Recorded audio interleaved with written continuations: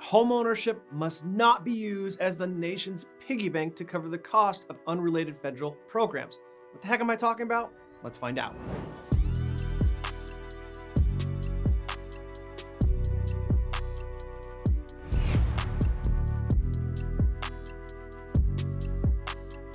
Last week, we had our good friend Barry on the show, and he talked about several relevant issues, but he also alluded to the possibility of even lower rates coming. If you missed it, go back and watch it. If you watched it alone, go back and share it with your entire team.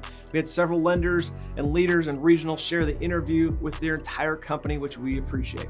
Share via email and social. Today's show is no different. Matter of fact, you could make a good case that sharing today's show could be even more important. Why? Because what I'm about to talk about could erase the savings that could be had by these lower rates. It's a two-step action plan today, though. We'll explain that and then share the show and urge your peers and coworkers and friends to take action as well. Take action on what? Well, the Senate and the House are working on a bipartisan infrastructure framework deal.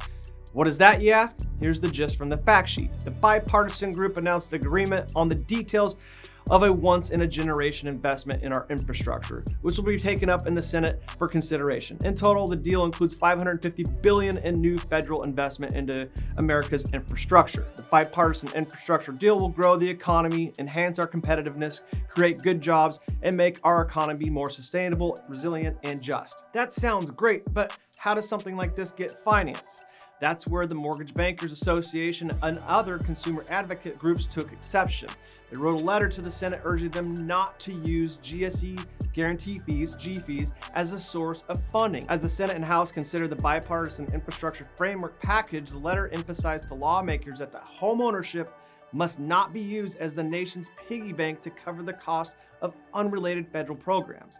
If enacted, this would impose/extend a significant tax increase on homeowners. As you guys know, G fees are a critical risk management tool used by the GSEs to protect against losses from loans that default. However, any increase in these fees make loans more expensive and raise costs for borrowers. In 2011, Congress increased G fees for a decade to pay for a payroll tax cut for only 2 months.